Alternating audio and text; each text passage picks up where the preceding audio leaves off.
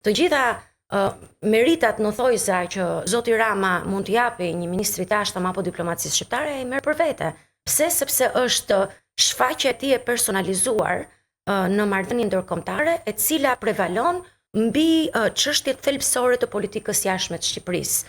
Dhe politika jashtme e Shqipërisë duhet të jetë një politikë jashtme që duhet të bazohet në hierarkinë e sistemit të qëndrimeve për sa i përket interesit kombëtar. Në vitin 2000 në Shtetet Bashkuara të Amerikës ka qarkulluar një paper shumë interesant, e cila ishte bërë nga afërsisht 200 specialistë të politikës jashtme, duke përfshirë këtu ish sekretar shteti dhe sekretar shteti. Kjo ishte një ushtrim që bëhej nga Harvard University dhe quhej hierarkia e interesave kombëtare. Dhe thuaj që politika jashtme amerikane në 50 vitet e ardhshme duhet bazohet në hierarkinë e interesave kombëtare. Aty ka emrin Condoleezza Rice, ka Madeleine Albright e shumë të tjerë. Flas për 200 specialistët më të mëdhenj amerikanë të politikës jashtme dhe të sigurisë në të njëjtën kohë, sepse janë të dyja të ndërthurura. Dhe kam argumentuar gjithë këto vite që Shqipëria pikërisht duhet të ketë një hierarki të interesave kombëtare.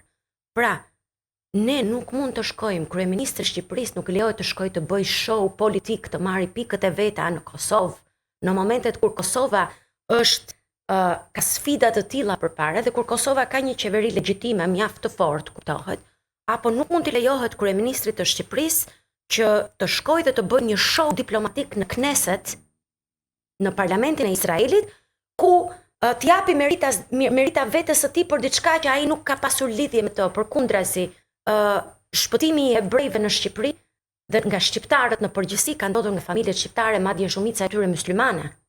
Dhe asnjë fjalë nuk është folur për këtë në Knesset, përkundrazi meritat janë të Edi Ramës për gjithçka që është bërë në marrëdhëniet në Izraelin. Pra, përvetësimi i politikës jashtme duhet kaloj, nuk mund të ndodhi kurrë e para, dhe e dyta duhet bazohet në interesat dhe në këtë hierarki.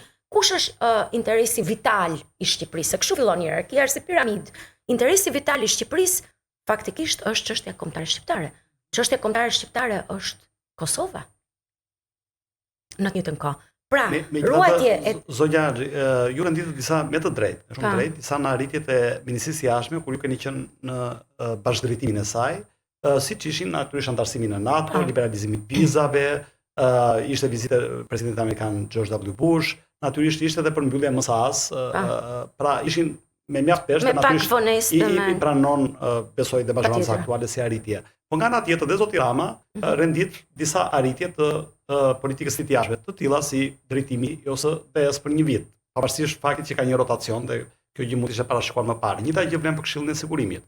Pavarësisht se kërkesa ishte bërë që në kohën e zotit Mustafaj, u konkretizua apo u materializua gjatë qeverisjes së zotit Rama, dhe zoti Rama efektivisht ka qenë, ju e thatë me të drejtë, kryeministri i jashtëm, sepse edhe për shkak se zoti Caka ishte nuk u dekretua nga presidenti, dhe ishte një gjestë për të thënë edhe elitës Kosovë që unë me 2 ministra të Kosovës në Shqipëri, për të thënë që unë kontribuoj për çështjen kombëtare, natyrisht edhe në një sër iniciativa si mbledhjet e 2 qeverive të tjerë, janë arritje që zoti Rama me drejt apo bordi i paqes fumni mund t'i deklarojë si arritje të rëndësishme të politikës së jashtme. Gjithashtu, për mos të harruar edhe forumi me vendet e Ballkanit Perëndimor me Bashkimin Evropian, që u mbajt për herë të parë në Tiranë, apo Asambleja e NATO si do jetë në 2027. Pra, a janë këto arritje të rëndësishme që në një mënyrë meritojnë? Asnjë nga këto nuk është arritje e Edi Ramës, asnjë nga këto.